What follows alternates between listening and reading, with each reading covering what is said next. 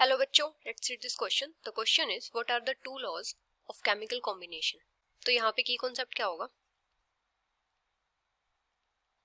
Law of chemical combinations. तो जो main to law होते हैं वो कौन से होते हैं? एक तो होता है law of conservation of mass,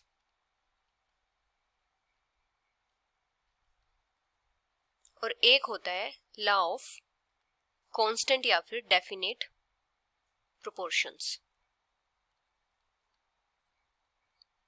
अगर हम पहले बात करें law of conservation of mass की, तो इसके अकॉर्डिंग क्या होता है कि जो टोटल मास होता है रिएक्टेंट्स का वो इक्वल होता है to total mass of products in a chemical reaction. इसका क्या मतलब होता है कि mass can neither be created nor be destroyed. इसका क्या मतलब हो जाएगा कि जो टोटल मास होता है रिएक्टेंट्स का, the total mass of reactants is equal to the total mass of products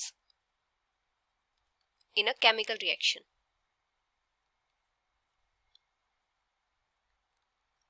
मतलब रिएक्टेंट्स के मास का जो सम होगा वो इक्वल हो जाएगा प्रोडक्ट्स के मास के सम के. जैसे हमारे पास यहाँ पे एक रिएक्टेंट है ए, एक है बी, और फॉर्म कर रहा है प्रोडक्ट ए बी. तो यहाँ पे जो ए और बी के मास का सम होगा वो इक्वल हो जाएगा ए बी का जो मास होगा उसके. जैसे हम एग्जांपल से देखते हैं, जैसे कार्बन है, साथ में ऑक्सीजन ऐड हो रहा है, तो ये फॉर्म कर रहे हैं कार्बन डाइऑक्साइड. ये रिएक्शन है बैलेंस्ड. अभी कार्बन का मास कितना होता है 12, ऑक्सीजन का कितना होता है 32 मॉलिक्यूल है. तो जो कार्बन डाइऑक्साइड है इसका कितना होता है, एक कार्बन है 12 प्लस 2 ऑक्सीजन आइटम्स है, तो कितना हो जाएगा 32 44, और यहाँ पे इसका कितना होगा 44. तो इसका क्या मतलब है कि जो रिएक्टेंट्स हैं इनके मास का सम इक्वल हो जाएगा जो प्रोडक्ट है इसके मास के. तो यही क्या होता है law of conservation of mass. अभी अगर हम बात करें लॉ ऑफ डेफिनेट प्रोपोर्शंस की, लॉ ऑफ डेफिनेट प्रोपोर्शंस, तो इसके अकॉर्डिंग क्या होता है कि कोई भी हमारे पास गिवन कंपाउंड है उसमें हमेशा सेम एलिमेंट्स प्रेजेंट होते हैं और same fixed ratio by mass में प्रेजेंट होते हैं, चाहे उनका कोई भी सोर्स हो.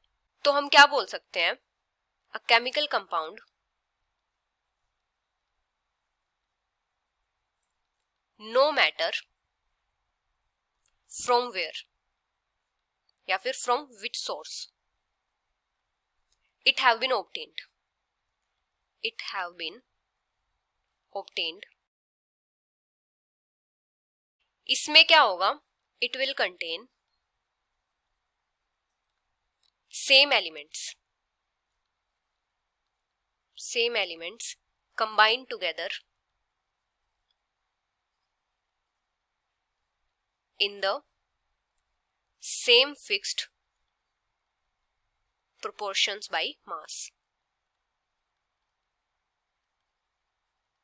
यही क्या होता है लॉ ऑफ डेफिनेट प्रोपोर्शंस. जैसे हम एग्जांपल लेते हैं वाटर का.